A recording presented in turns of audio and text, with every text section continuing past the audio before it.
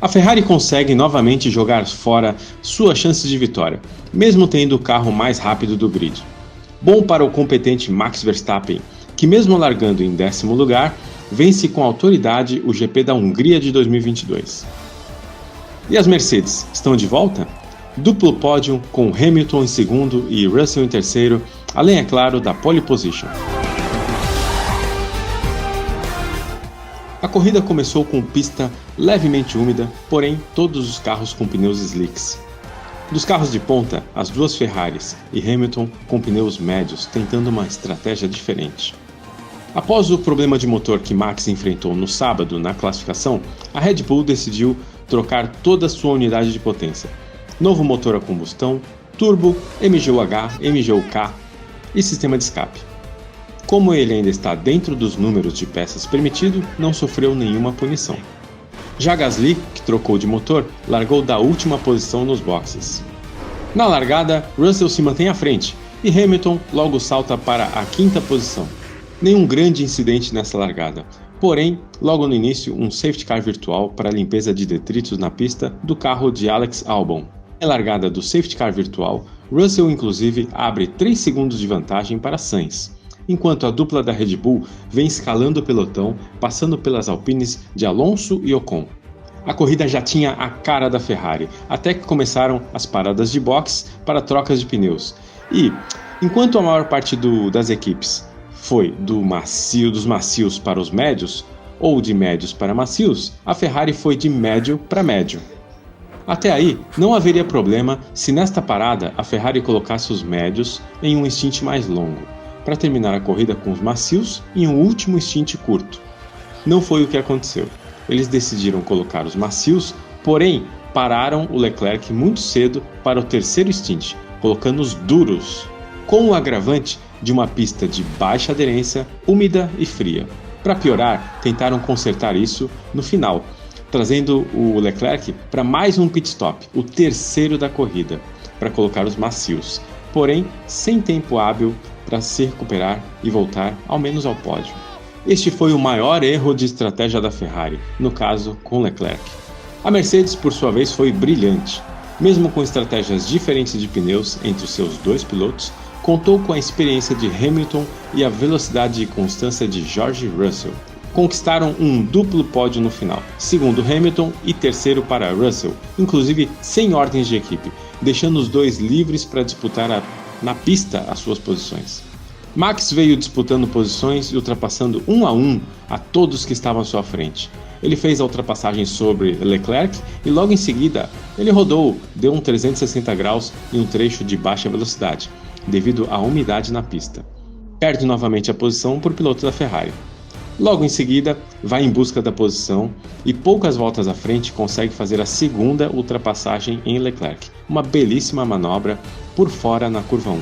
Após os erros de estratégia da Ferrari e com a já conhecida competente equipe de estratégia da Red Bull, Max veio subindo na classificação e a liderança da prova.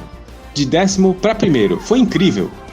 Adrian Newey no pódio, merecidamente representando a equipe Red Bull, ele que é o chefe técnico da equipe austríaca. A votação de piloto do dia foi para Max Verstappen e o ponto da melhor volta do dia foi para Lewis Hamilton. Fica a pergunta: a Ferrari tem o melhor carro, o melhor motor e 2 excelentes pilotos. Além disso, o carro se mostrou confiável, com poucas quebras, semelhantes àquelas da Red Bull. Por que não venceu a prova? Se a própria Pirelli, avaliando as condições de tempo mais fresco, pista úmida, possibilidade de garoa, indicou que os pneus mais eficientes para a corrida eram os macios e os médios. Por que a Ferrari decidiu os médios e duros nessas condições de tão baixa aderência? Além disso, no primeiro pit stop, pararam primeiro o Sainz. No segundo pit stop, pararam primeiro o Leclerc, ou seja, fizeram com que o Sainz tivesse um stint muito maior e Leclerc um stint muito menor de voltas. Demonstra a dúvida em qual estratégia adotar. Leclerc disse exatamente isso em sua entrevista pós-corrida. Acho que paramos muito cedo após o segundo stint.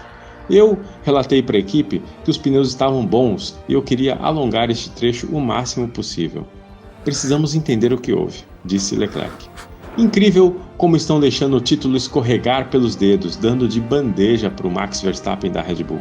Hoje, segundo o próprio Max, ele esperava chegar perto do pódio, mas não era sua pretensão vencer a prova, ainda mais sem quebras ou abandonos à sua frente. Agora, a Fórmula 1 para por cerca de um mês para as férias de verão e volta na próxima etapa, o GP da Bélgica em Spa-Francorchamps, dia 28 de agosto. Faltam apenas 9 etapas das 22 da temporada e Max tem 80 pontos de vantagem sobre Leclerc.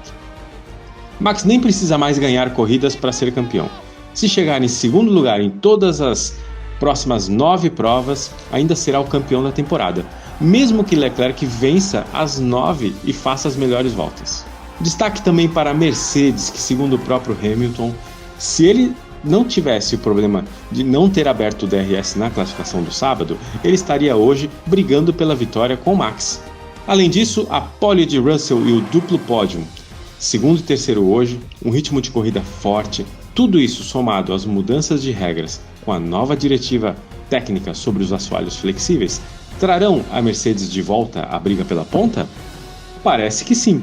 A Mercedes vai, ao menos, brigar pelo vice-campeonato de construtores contra a Ferrari, que vem pecando muito em todas as áreas, exceto na velocidade pura do seu carro.